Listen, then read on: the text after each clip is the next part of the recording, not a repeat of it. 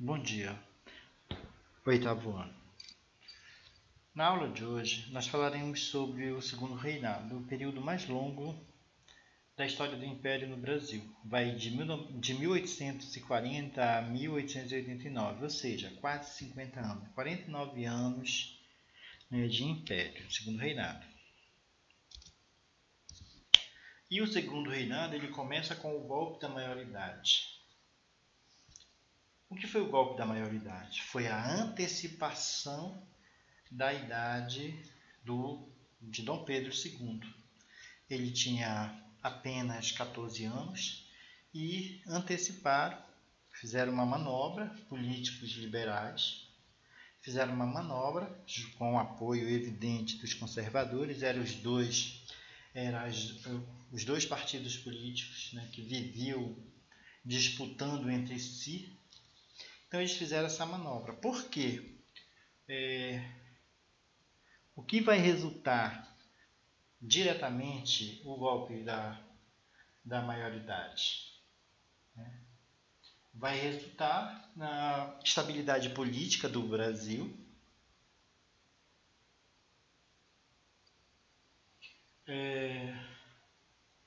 vai também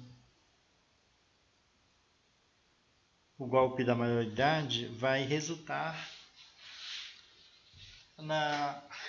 no controle das revoltas regionais. Por quê? Porque essa instabilidade política e as revoltas nacionais, elas vão surgir com uma frequência muito grande durante o período regencial. Durante o período em que o Brasil está sendo governado por regentes. Ok? Vamos seguir. E as políticas internas? Né? Como eu falei para vocês, existia dois partidos políticos, os conservadores e os liberais. Os conservadores eles eram grandes proprietários, né, de terras e escravistas, tinham o domínio do poder, eles eram antidemocráticos e antipopulares. Ou seja, cabia a esses, tanto conservadores como liberais, a expressão que eles eram tudo farinha do mesmo saco. Né?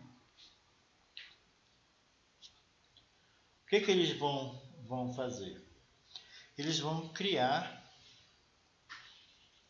o poder, né, o Ministério da Conciliação, que nada mais é que um superpoder Dom Pedro II, onde nesse poder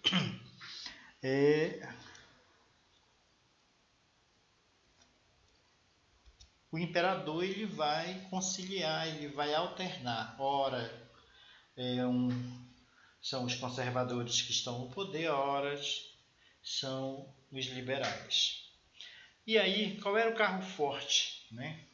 Qual era a economia no Segundo Reinado? A economia no Segundo Reinado era o café. Por quê? Pela procura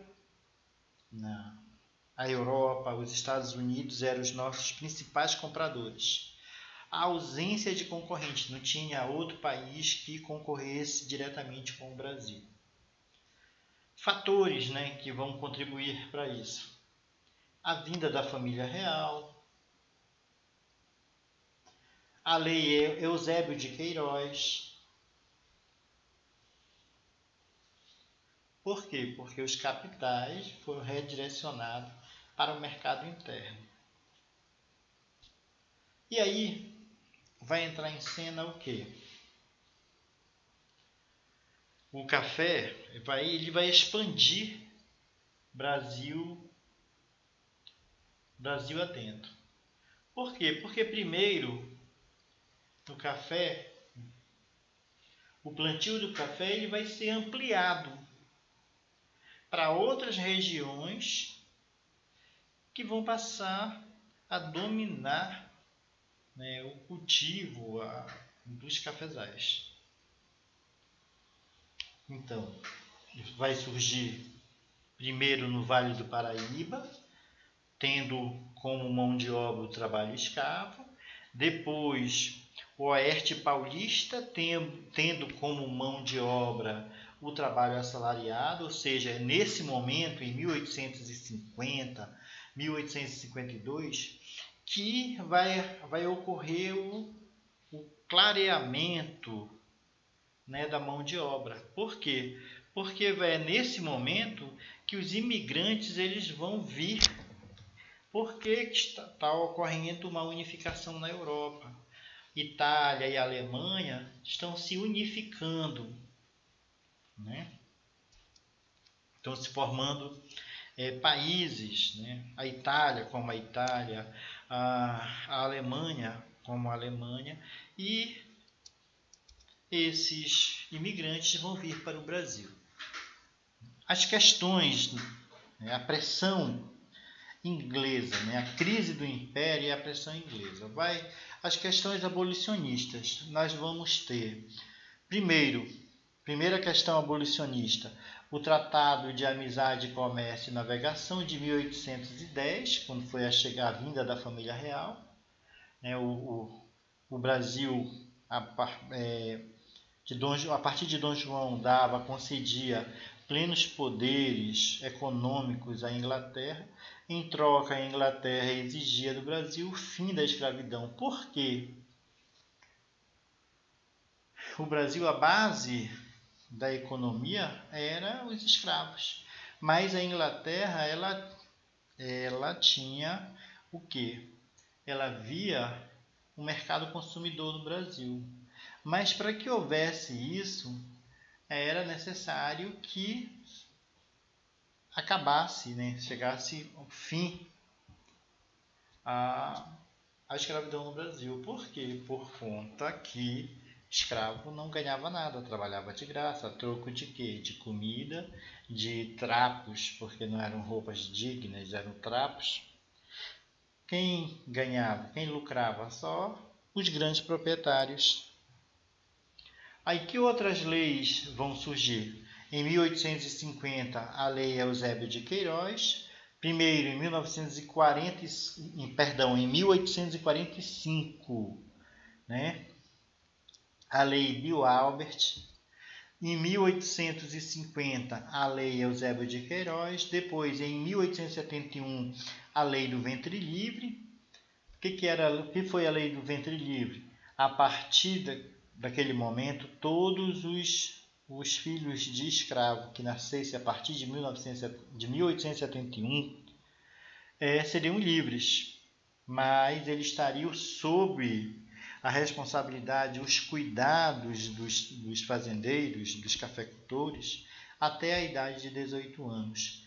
Em troca disso, o governo brasileiro ele pagava uma pensão para que essa criança recebesse os devidos cuidados. Depois nós vamos ter, em 1885, a Lei do Sexagenário. O que é isso? Todo escravo que tivesse 60 anos, acima de 60 anos, eles estariam livres. Aí eu pergunto a vocês, se eles viviam em uma situação de total insalubridade, uma pessoa de 60 anos não vai ter condições de sobreviver. Então, e por último, né, 13 de maio de 1888, a princesa Isabel assina a Lei Áurea, concedendo liberdade aos escravos e antecipando o fim do Império. A Lei Áurea, ela vai gerar uma insatisfação por parte dos grandes agricultores. Por quê? Porque eles eram contra as leis abolicionistas, eram contra o abolicionismo. Então eles vão protestar. É nesse momento que vai ocorrer o quê? Vai ocorrer, né, uma charge, um desenho, onde mostra um produtor de café, um barão do café, montado em um escravo. Né? Então essa obra, essa crítica vai ser feita porque a partir daí, né, isso vai repercutir na sociedade brasileira, e isso vai culminar, a Lei Áurea vai culminar com o fim do Império. Aí nós temos também o quê? Nós temos o surto da industrialização. Né? Quem vai ser a pessoa? O Barão de Mauá, que ele é responsável pela criação de uma série de coisas, rodovia, empresas de comunicação, empresa de navegação e de transporte, não rodovia, ferrovias, certo? E com isso vai facilitar o escoamento do café que antes era levado em lombo de burro até o litoral, onde eram os portos, né? De 1830 a 1860, vão surgir mais de 70 fábricas no Brasil. Fábricas de chapéu, de tecido, de sabão, de cerveja, de motores de hidráulicos, de a vapor, enfim. Então, o Barão de Mauá vai ser o cara que vai ser responsável por essa modernização.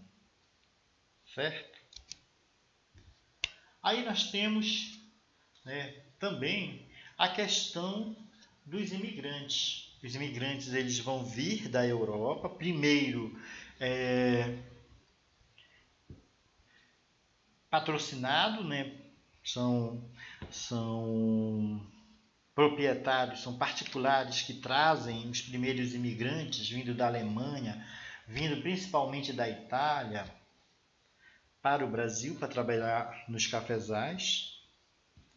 E aí depois o governo brasileiro passa a investir nesse patrocínio. O governo brasileiro ele entra com uma parte e a outra parte é o proprietário, né, o cafeicultor que vai. E isso vai gerar em 1870 um grande fluxo, né, de imigrantes no Brasil. Por quê? Porque vai ser uma parceria assalariada, ou seja, uma parte quem paga é o governo, outra parte quem paga são os proprietários. E aí nós temos as leis, mais uma vez eu volto a relatar para vocês, as leis abolicionistas. Né? Em 1831, a Lei Barbacena, que é a abolição do tráfico de escravos. Foi o regente Feijó. Depois, em 1850, a Lei Eusébio de Queiroz. Depois, em 1866, a abolição para os escravos aptos para o serviço militar, ou seja, todo escravo que foi servir de soldado, né, na Guerra do Paraguai ganhou sua independência, sua liberdade. Em 1971, né, a Lei Visconde do Rio Branco, que é a Lei do Ventre Livre. Depois a Lei Saraiva, que é a Lei dos Sexagenários. E em 88, a Lei Áurea, que foi assinada pela Princesa Isabel. Aí nós vamos ter a crise do Império. O que foi a crise do Império? A partir do fim da escravidão, o Brasil, principalmente os grandes cafeicultores e a família real, eles dependiam da mão de obra escrava. Ao ocorrer o processo o abolicionismo no Brasil, melhor dizendo, né, a Lei Áurea ser assinada, e mesmo com o imperador Dom Pedro II, ele indenizando os cafeicultores, mesmo assim ele vai sofrer um golpe. O primeiro golpe da história do Brasil vai ser no dia 15 de novembro de 1889. Quem vai ser? O Marechal Deodoro Fonseca, o Rui Barbosa, o Benjamin Constant. Quem eram os conspiradores? Quem era que estava, membros, representantes do exército, alto escalão do exército, os cafeicultores, a classe média e a igreja. Mas por que a igreja? Porque a igreja houve uma treta. A igreja, o Dom Pedro II, ele declara o Brasil um país católico, mas como ele tinha o poder, o ministério do conciliamento, ele vai introduzir maçons dentro da Igreja Católica e eles passam a ter acesso a determinados documentos, e isso causa um problema muito sério entre o Papa e Dom Pedro II, e aí há um racha e a Igreja Católica se retira e é toda aquela confusão. Ok? Eu desejo a todos um bom dia, até a nossa próxima aula.